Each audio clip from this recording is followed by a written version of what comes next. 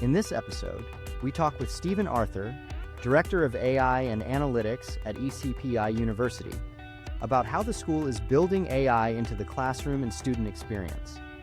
We explore conversational assignments, AI tutoring, and tools that help students navigate coursework and career planning.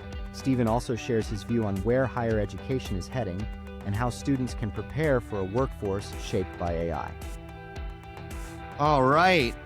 I have with me today Stephen Arthur, the Director of AI and Analytics at ECPI University.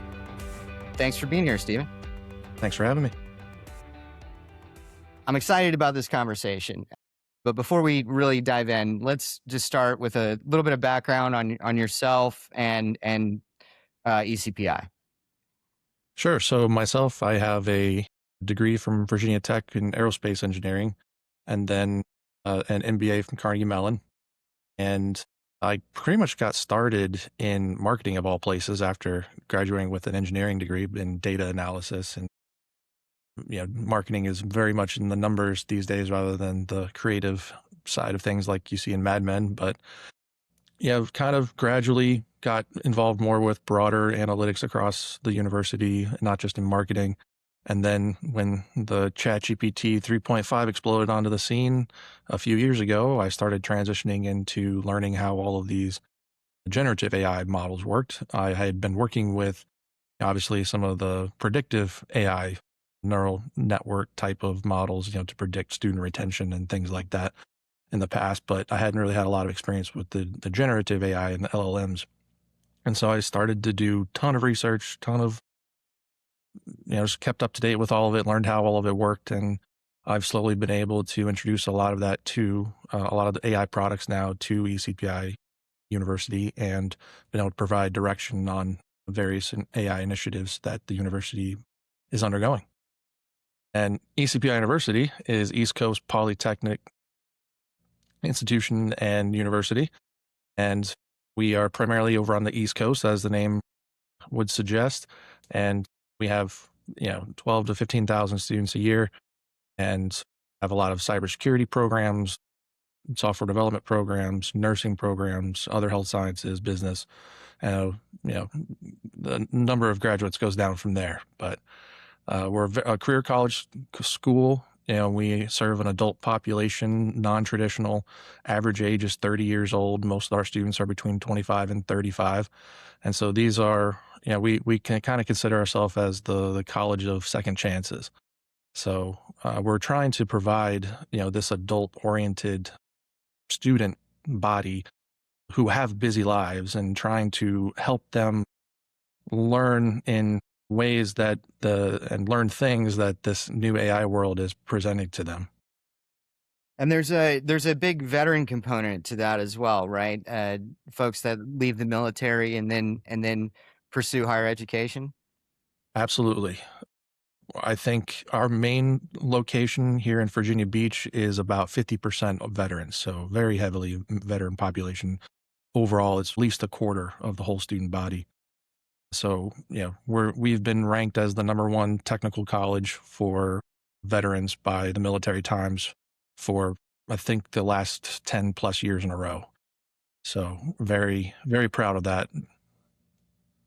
So, you mentioned it a little bit with ChatGPT 3.5 coming out, but I'm curious, where the AI journey at ECPI, really started. What was the first thing that got actually deployed and used by either administration or faculty or students that was using AI?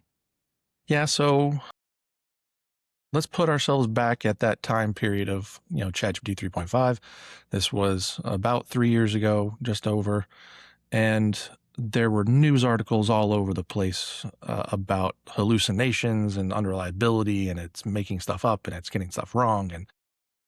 And so just having that sort of enterprise level consistency and just accuracy in general, you need it to be, especially for higher education, you need that accuracy to be 99.9 at least percent accurate and consistent. So we were always hesitant, at least not always, but at that time we were hesitant to really dive into it and really, introduce it to a lot of our processes and to teach it to our students. And, we didn't, it's a brand new technology. We didn't have the personnel that could go in there and, actually create some of these things using the large language models. So it took us about a year to really start learning it.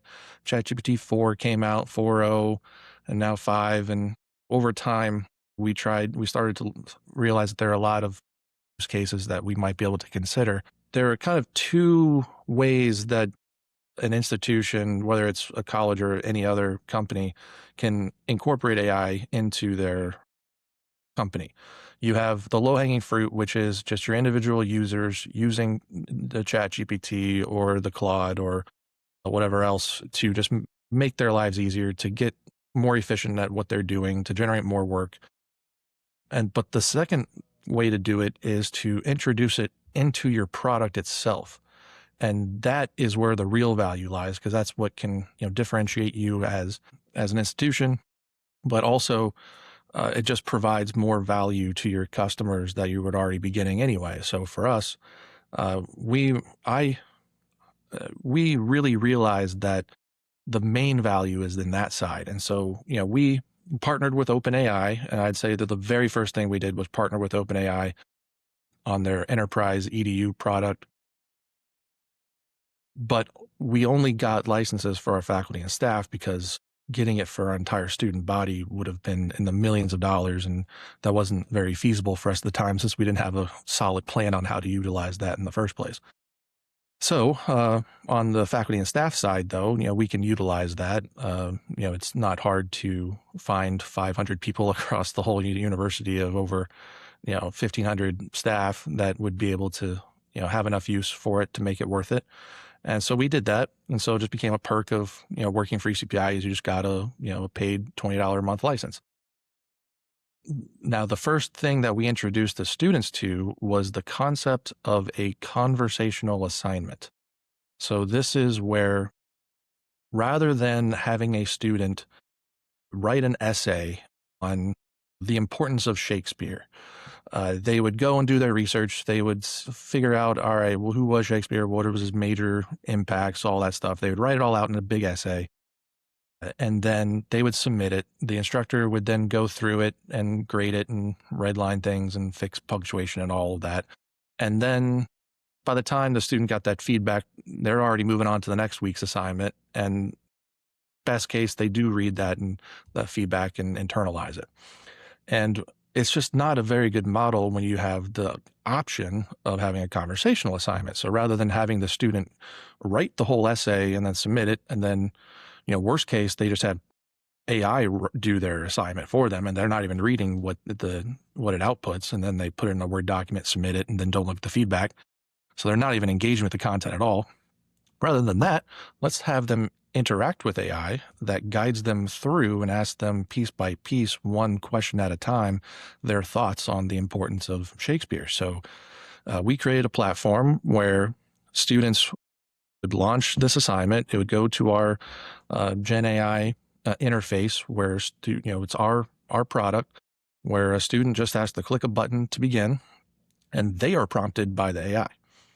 And so this was the first time that we had students kind of interacting with one of these Gen AI products in an intentional manner. And, we've seen tremendous benefits to that, because now instead of just best case students writing an essay and submitting it, now they're getting instant feedback, line by line, sentence by sentence. It opens up by saying, do you know who Shakespeare is? Tell me what you know already in 2 brief sentences or something. And then it would give them feedback on whether or not they're right or wrong, and then follow up on that. And then the conversation assistant is kind of designed to stay on a particular path and go through particular topics about that, what we want them to know about, in this case, the importance of Shakespeare.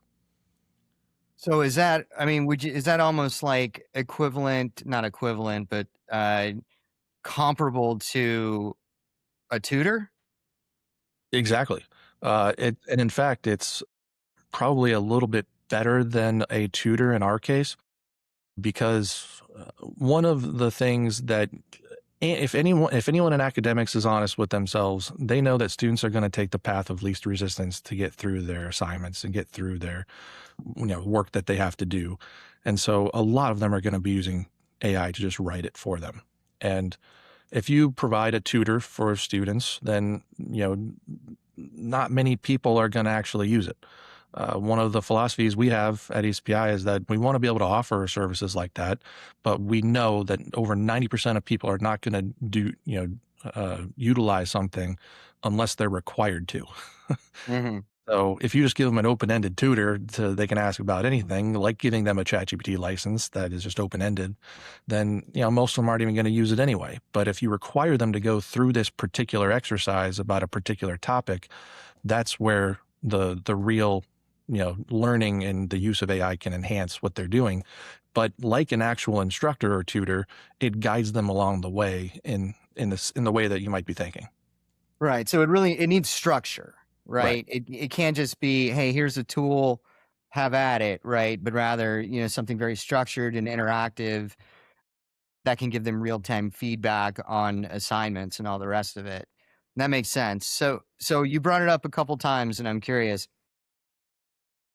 are you seeing a problem with students generating their assignments or papers or what have you using AI? And if so, how is the university approaching that? Are there ways to mitigate? Like where are you on that part of it?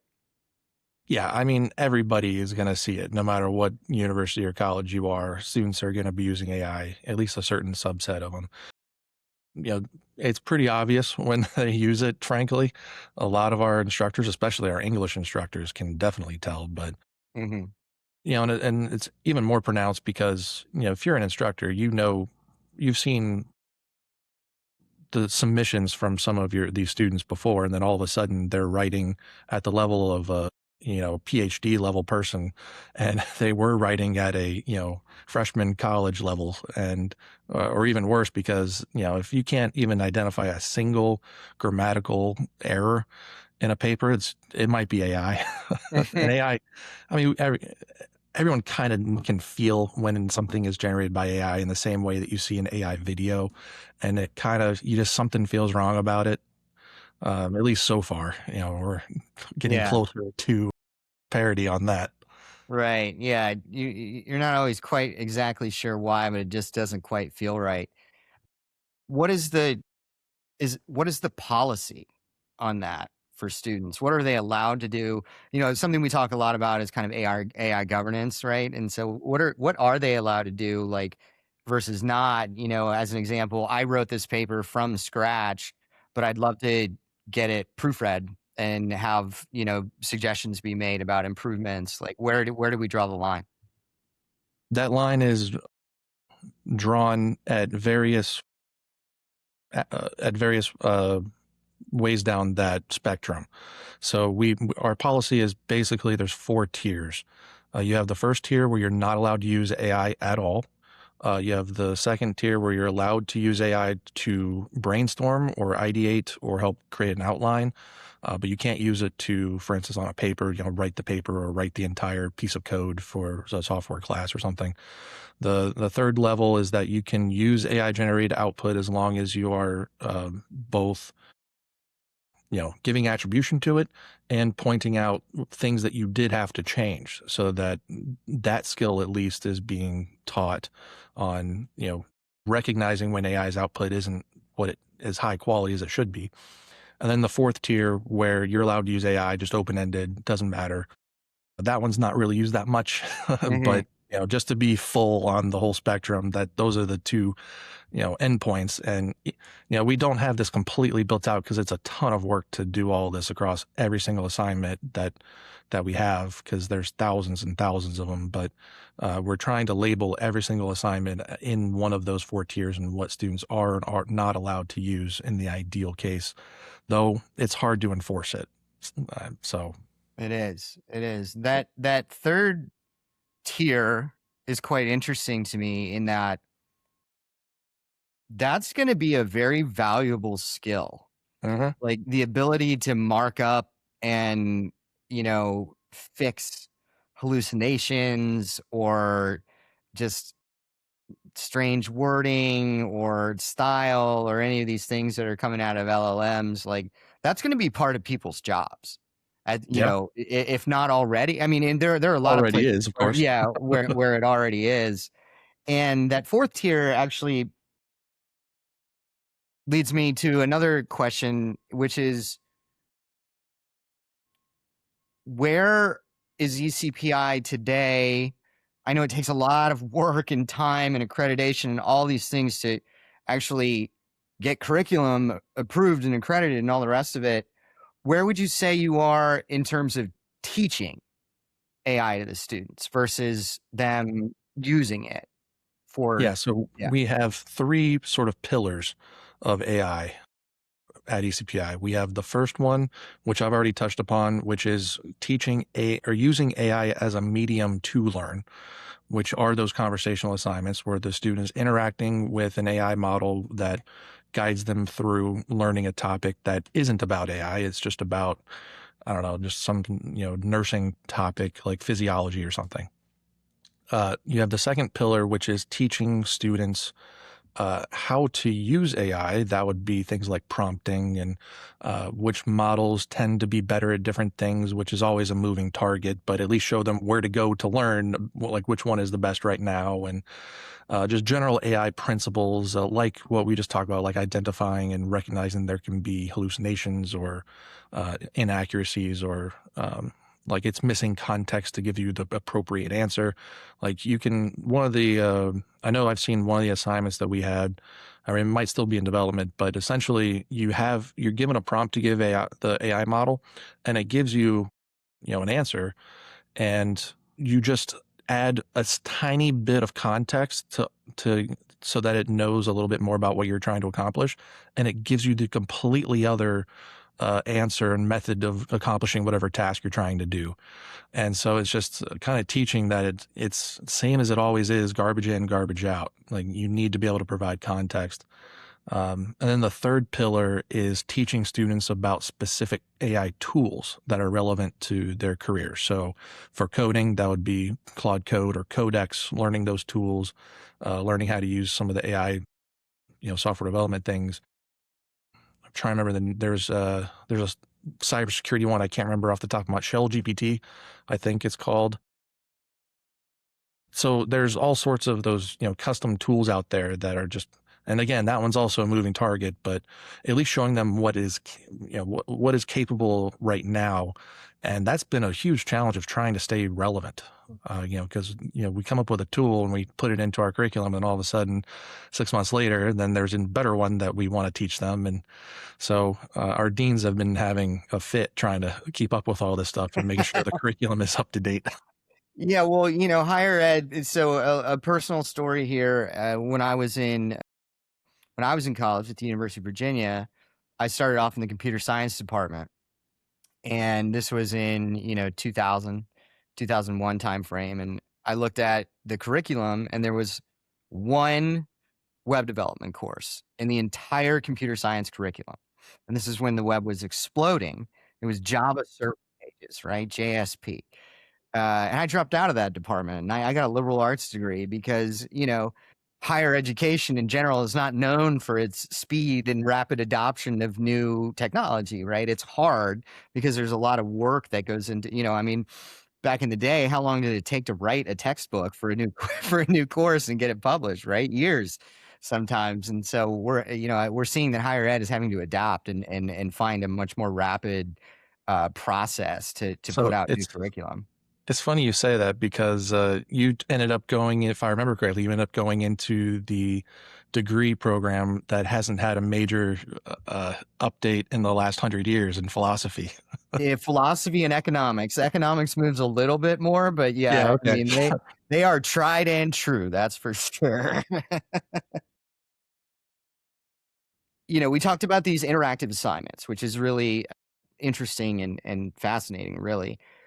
What are maybe a couple other of the most impactful kind of AI usage at the university today? Okay, so today versus my roadmap for the next year or That's my so. next question. So let's Okay. talk about right now. Okay, so right now I mentioned that platform that students can go to do their assignments.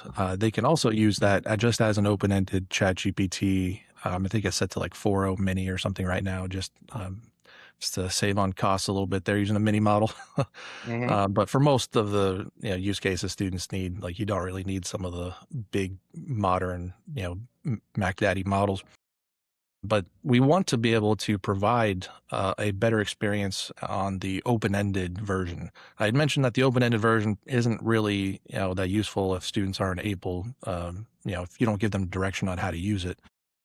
But we do want to be able to give students that option so that they don't have to go out and spend a personal license on a Gemini or a ChatGPT or something.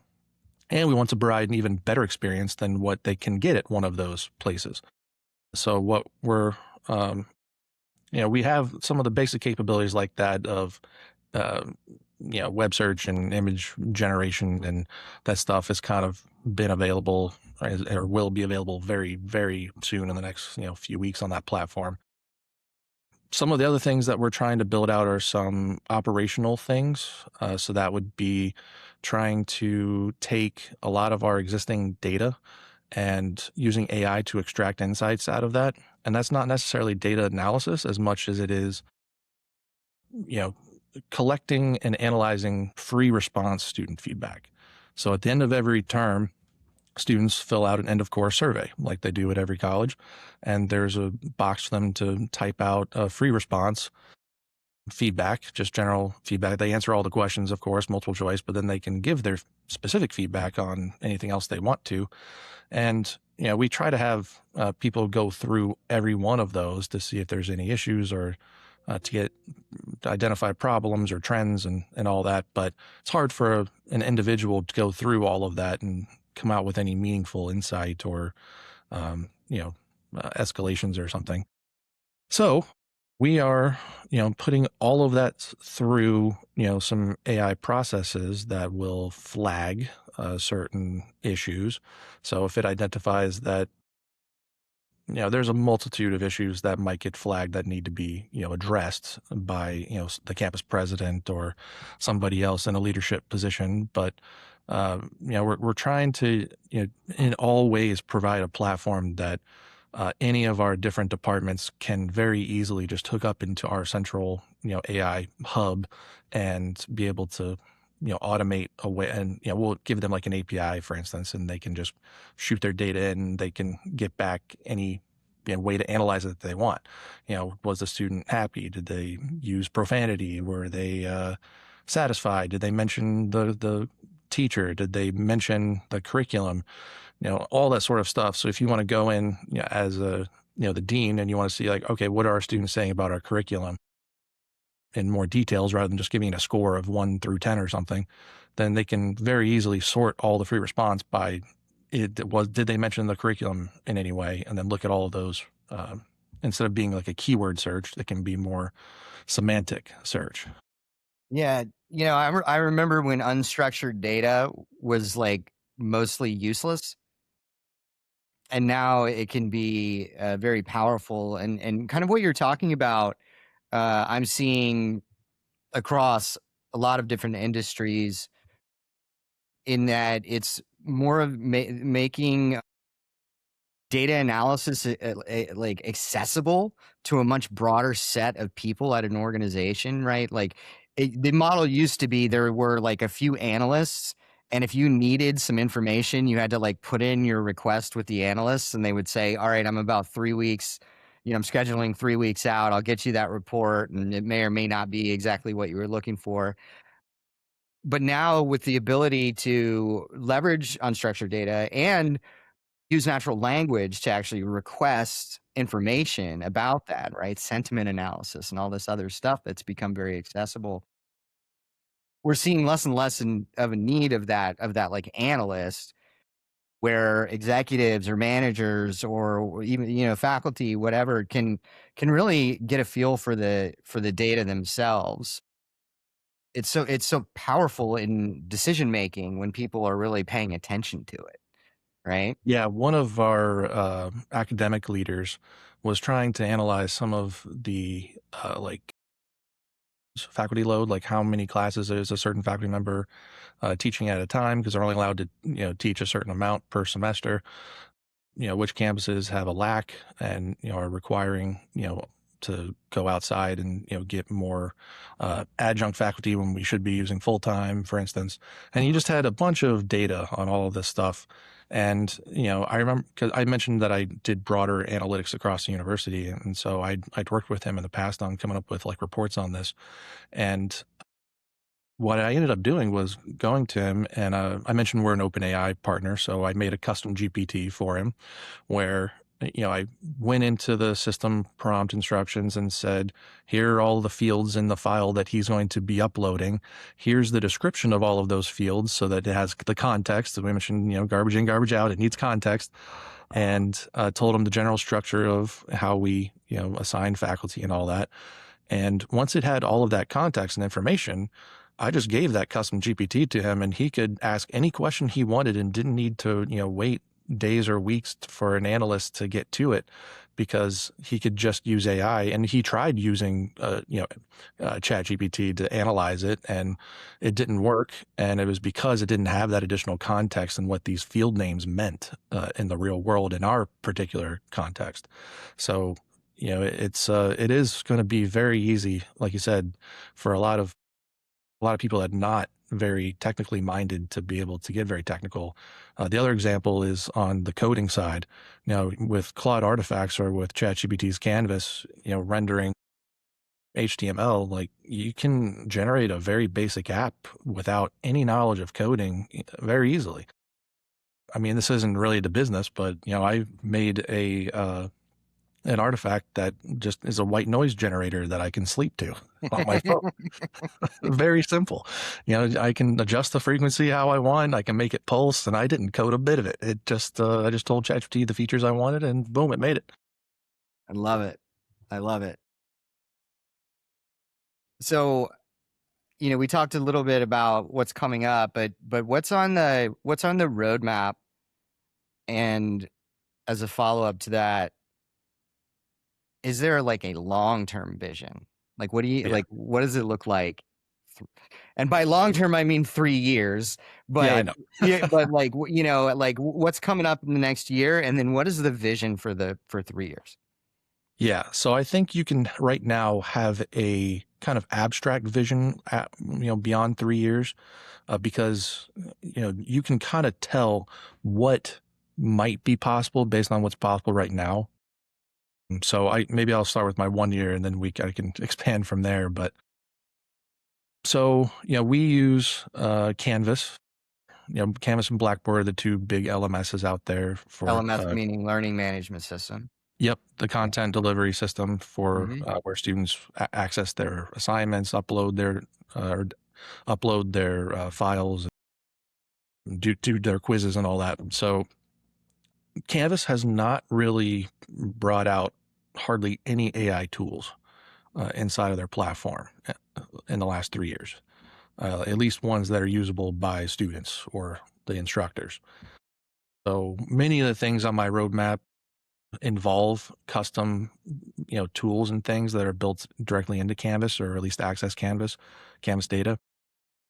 Just one kind of very quick one is, kind of an activity generator for instructors. So if you are teaching about encryption in your cybersecurity course that week, you can just go and press a button in your Canvas course shell and, click a button, and it will generate, 5 possible activities that you might be able to do with the students in class to help them teach the concept of encryption.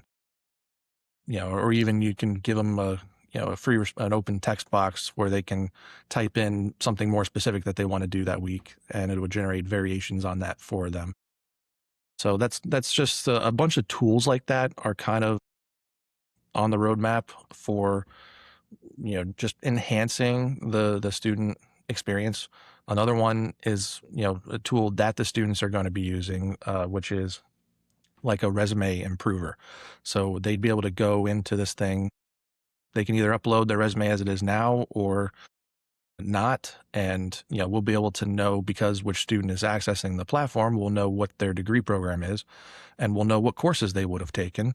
And so, we can even say that here is some relevant coursework you might want to include on your resume, because if you are going for this type of job, we know that this is one that, might be relevant.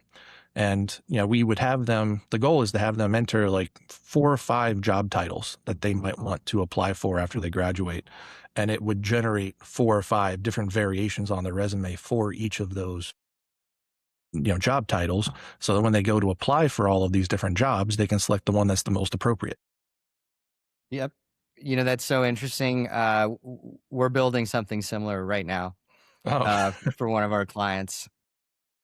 Kind of a resume coach to yep. a certain extent, how you might augment your resume for a particular employer or for a particular job listing to kind of highlight the stuff that makes sense. And so I think we're going to be seeing a lot of that coming up here soon. Yeah, well, just real quick, one more point on that is, I was hiring for a position recently, and one of the applications, I was reading through the resume, and then I realized that this resume literally matches up perfectly with our job description. It's like I have exactly this number of years experience, and this is in this thing that's required, and I know Yeah. exactly this thing, and it's all phrased the exact same. So don't go that route. Right. Right. We're seeing a big problem in AI slop applications for job applications right now. It's rampant. It's a huge problem. We're going to have to start coming up with solutions for that. So let's switch gears. So I want to hear three-year vision. Well, the other big one we're doing this year Okay. is that open-ended sort of interface where a student can go and do anything and create their own our version of what a custom GPT is, or a Gemini gem, to be able to create agentic flows, even where you can kind of daisy chain different assistants together and analyze data and select from any model that's out there, from ChatGPT to Claude to Gemini to anything else. So that's going to be a very fun and big project over the next 4 or 5 months. But it's going to be pretty powerful because it'll be able to connect into, different MCP servers. We're actually making an MCP server for Canvas since they haven't gotten around to it yet. It Okay. should be pretty quick because it's a pretty basic API that they have. But, it's still like an extra, month's work to do that, Mhm. rather than just hooking it up directly and letting the MCP figure it out. But still, that'll be cool. So a student will be able to ask, like, which assignment is due next and when is it due? And it'll be able to go and grab that information from Canvas and then provide the answer to the student right there in that interface. And, one of the cool things about that, moving on to the 3-year plan here and how it relates to this product, is we want to be able to create a one-stop interface where a student can ask anything about anything in their entire academic life, with at least what we're aware of, and be able to answer that question. So we want to hook into our SIS, our student information system, that houses all of their student grades, attendance records, and financial aid documents and everything. And a student would be able to ask, if I got, an A and a B in my next term, what would my GPA be? And it would be able to go and grab all that information and calculate it and figure it out. They'd be able to ask, will I lose my financial aid status if I, fail my next class? And it'll be able to go and grab their financial aid status, figure out what financial aid options that they do use right now when it's renewed, grab their GPA, see if they would fall below a certain GPA that would disqualify them from a certain scholarship or, Pell Grant or whatever else. And it would be able to answer that question. So kind of the long-term view is that, we want this to be able to not only answer any question about what a student, might want to know about, but also to be able to go out and make, agentic decisions and change things also. So a student would be able to say, what which clubs are available at on campus, and we'd be able to list out all the clubs, and they say, can I join this one? And then we'd say, yep, we just added you to the club. You'll start getting some email communication from them soon or something. We'd be able to have them say, I don't want to take this class, I want to take this class, and then it'll just update their schedule right there. So that's kind of the long-term view, is to be able to kind of make it so that we have 24-hour support for anything that a student might need or want to do or change, including IT support. If you submit an IT ticket into our IT system, the goal is to be able to generate an automated solution for you within a minute, and it gets emailed right to you and with the step-by-step on how to, fix your 2FA or something. And that can be offered 24/7. I love it. You're basically describing, like, everybody gets a Jarvis from Iron Man, right? Yep. It's an executive assistant for everybody, and it's kind of there's two components of that, right? It knows everything about you. You're getting very personalized service from it, right? And then it knows everything about the institution, right? Like stuff like your financial aid and the curriculum and like all of these things. And then when you put that together, it's like having an assistant, an intern that's helping you get through school, right? Yep. And that expands well beyond higher education as well. I mean, I agree with that vision. In fact, that we're all going to have, our EA, our Jarvis, that can handle a lot of these tasks for us. And I don't think we're that far away. We're not there yet. We're not close yet based on the fact that we're only 3 years into this as it is. We might have another, right? We might only be halfway there, but we're certainly going to see it in our lifetime. And that's, man, what a time to be alive, huh? Yeah. Well, this kind of gets into some of those privacy decisions, though, because I don't know if you saw the Super Bowl ad about the Ring cameras. Mm-hmm. So for anyone that hasn't seen that, they had a Super Bowl ad where, it was all about lost dogs. And, if you lose your dog, the Ring camera system will be able to access everybody's Ring camera on their doorbell and use AI to find that missing dog. And, that sounds like, oh, that's awesome. I won't lose my dog anymore, until you realize that, well, if it can do it on dogs, it's definitely going to be, able to, at least, to do it on humans. And in fact, I know it can, because, when your Ring doorbell, if you have the subscription for Ring on your doorbell, you can actually label people that it sees on your camera, and it'll tell you and give you notifications that, Susie just, rang the doorbell. You'll have a detailed list of and picture of every single delivery driver that ever comes to your door. There's a lot of problems with that in terms of privacy. How long until the next Ring partnership agreement is to catch criminals, right? Right. Catch Now the government has access to it. Going through your neighborhood and reading license plates and all the rest of it. It gets deep state really fast. Yes. But it's still quite interesting. So I want to hear, kind of on the tail end of this, I want to zoom out just a little bit.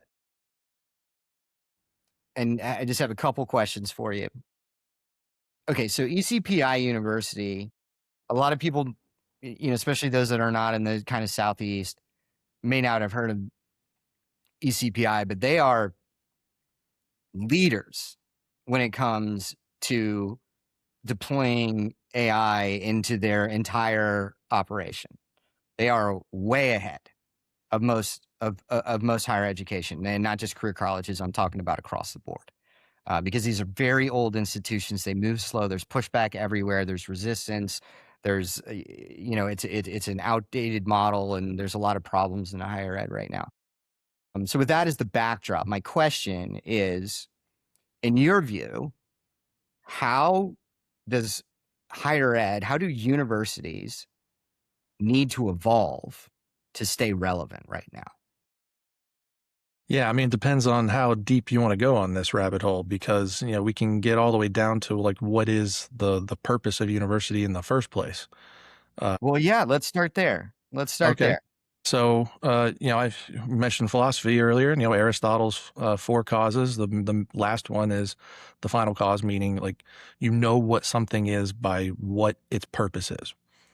And so what is the purpose of a university? I think you need to understand that to know like where is all this going to go, because it's like you said, it's an outdated model. Like people can feel that, but it's hard to really figure out why. And I think it's because the purpose of university has changed dramatically since the old days of Oxford back in the 1100s. So the original purpose was just to learn, like learn for learning's sake, to become a better citizen, to become more informed about history, about politics, about how to run the state, how to live a good life. And that kind of continued all the way up until really the when we started to require kind of professional certification type of credentials, where doctors and lawyers, now they needed specific training on very hyper specialized and hard and difficult roles. And then once that happened, it was inevitable that it was going to flow down to the less and less and less difficult, or at least moving from learning for learning's sake and moving towards learning because you need to learn a skill. Because the Industrial Revolution happened, and all of a sudden you needed business managers and other roles that aren't really at the doctorate level. Consider that like the explosion of bachelor level, different variations. And then you have World War II that really expanded the GI Bill and and ever since then, it's kind of just been, if you come from, a middle-class family, it's just expected that your kids go to college. And if you didn't, then there was something wrong with you. So there's kind of a blended model for the last 100 years on higher education, where its purpose wasn't just learning for learning's sake, but also learning to learn a skill. And I think that's what has really gone wrong with a lot of these universities is you're going to college for computer science, like you mentioned earlier, but you still have to take all these other classes that are completely irrelevant to computer science, because they're trying to do two things at once. They're trying to teach that skill and also teach the old methods of being a well-rounded individual. And in today's environment, that's just not feasible anymore from a cost perspective. And so I think a lot of these colleges are going to have to wake up and realize that they either need to pick one direction or the other. And career colleges have very clearly picked one direction on that, and it's like teaching only the skills and only the courses that are absolutely required. And in this day and age, that includes teaching AI, and that's going to make everything more cost effective from an operational standpoint. So I predict the cost of degree is going to go down. So colleges will be charging less, and the colleges that are continuing to add that additional bloat of not only all the extra courses that you have to take that aren't relevant for your degree, but also that this dual purpose is not a sustainable thing. Like you can't have, an institution can't have two primary purposes. The ones that choose not to go down the skills route and instead go just the well-rounded, the enrollments are going to plummet because there's not going to be a demand for it, because you won't be able to get a decent job after you graduate with huge debt. There's no ROI. There's no return on the investment for that, right? And that's an interesting future you paint. And I think that so you're talking about a divergence of a model that has tried to do both for a really long time, like you said, like over 100 years. And I still do think that the universities that are about intellectual pursuit, they're going to exist. They're going to be very expensive. They're going to mostly output academics that Yes. go on to get PhDs, that go on to either do research or teach back at universities like that. And it almost becomes like it used to be. Like like Oxford used to be only for the very wealthy, and it was only about intellectual pursuit and well-roundedness, and you were an upstanding citizen and you could get elected to office with a degree like that. Like it's almost as if you have to pick a way, and you either become an elite intellectual institution or you become a career college, and that middle ground kind of disappears. That's fascinating. That's really interesting. Yeah, that's kind of been, I've been putting a lot of thought into this, as you might have been able to tell, because, in academics, there has been this huge, just resistance to all AI, because the first ways that academic people, instructors, professors, the first way they were introduced to AI was through their students submitting ChatGPT created papers. Mm-hmm. And all they saw it as was a cheating tool. And that stigma is kind of stuck around even to today. And so that is what is going to exacerbate this problem, because they're not going to be able to go down that training skills route if they don't embrace AI, because everyone's going to need to know how to use AI, and the people that know how to use it well are going to be way more valuable as an employee. Yep, and that tees up. We've gone way over how long we normally go, but this is so fascinating for me that I want to keep going. But we can wrap it up with one question, and let me set the table for it. I'm asking because I get this question a lot. Usually comes from their parents and the parents of people either entering school or getting closer to graduation of, an undergraduate degree.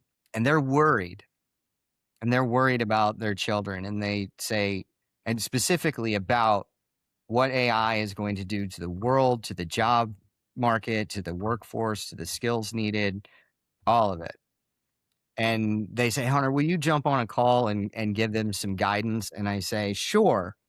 And I'm never quite satisfied with what I tell them. So because especially I my heart goes out to folks that started in a computer science department, as an undergraduate in 2022 or 23, when that degree was like a slam dunk, guaranteed, great six-figure job, probably right out of school, if not within the first couple of years. And by the time they're getting their undergraduate degree, the rug just got pulled out from under them. And it's going to be happening in other industries as well. And so, but the software development obviously is very, very close to my heart. And so my question is, how should upcoming students and or kind of in the middle of their academic career, how should they be approaching their higher education in this new world that just appeared 3 years ago? We need a mindset shift, but it's not entirely clear to me what that is. So like, how should they be thinking about what higher education should be for them? Well, I think your struggle to come up with a satisfying answer is a reasonable one, because, I've kind of been thinking that's the other big thing that I've also been asked, because I work for a university, and I'm asked like, well, what degree would you say people should go into if they want to go to college? And, kind of, I mean, there's some basic ones that you can just write off immediately. Like, don't go into truck driving as a full, long-term career, because self-driving vehicles are very quickly approaching. I mean, my car drives its like 85% of the time. My car drives itself now. I don't have to even touch it. So that technology is already here. It's just a matter of scaling it up and getting that last few percent reliability. Like, I think a lot of the things that require physical intervention are going to be important. We have a lot of the robotics that are up and coming too, but I have a little bit of a distrust of the robotics, and maybe it's because I saw iRobot too many times. But just I've seen the way that AI models, just basic LLMs, can go wrong and do something that it wasn't supposed to. And in the case of a physical robot that could pinch your finger and remove it or something, or just hurt somebody, especially children, that it's not going to be the safest thing to put in your household for a while. At least I wouldn't for the near term. So, things like welding, that probably might be a safe one. A lot of the trades are probably going to be good. It's going to be hard for a robot to get up into an attic and fix an AC unit, for instance. But as far as like the traditional, like top tier, you want to go to an Ivy League and what degree do you get into? That one's tough. I think nursing is probably a good bet. And I don't say that just because we offer nursing programs. They put out the largest number of nurses in the state of Virginia every year, I believe. Yes. Yeah. Yep. Yeah. The odds are if you are treated by a nurse in Virginia, that it's more than likely than not to be one of our graduates. It's pretty incredible. Yeah. I'll give you a little anecdote there. A law firm had their biggest client come to them at the end of last year. They said, we want to run a pilot where you're using an AI tool, a secure AI tool to help write patent applications and other legal documents. And they did a pilot for 3 months and they said, wow, that's great. It worked great. We're happy with the output. We understand that it takes you half the time now to do this work, right? So we're going to cut our fees by, let's call it 40%. And Right. so, so even like when you and I grew up, we're probably close to the same age, like lawyer, doctor, engineer, like these were like, you're good. And like some of those are now slipping as well. Right. And so, and we're very much aligned on what you said, in that my half joke when I get asked that question, what should my daughter study in school? And I say plumbing. Plumbing's like going to be around for a really long time. Robotics, we're not even that close to like a single useful consumer robot. I mean, even the vacuums don't even work very well, right? And so like when we're talking about in the workforce and all that, like the physical intervention stuff is safe for a while, and what is not safe is knowledge work for people that sit behind a computer all day, right? And one of the things that I like to tell these young people is that one of the greatest, or one of the most important skills you can learn is to learn how to not only use these new tools, be expert at them, be excellent at them, and also have the ability to learn the new next thing better than everyone else. That is going to be wildly employable, I believe, right? And because we are going to be relying on first year entries into companies to teach the older guard how all this works. Right. Right. And so those folks, I can't tell you how many people had a summer internship last summer, and the primary goal of it at a company was develop our AI strategy. Right. They're putting it in the hands of the 19-year-olds because they know it better. And another, 4 or 5 years, they're going to not even remember a world that didn't have all of it. And so being like really adept at these tools and being able to adapt new ones and learn new ones, I think is going to be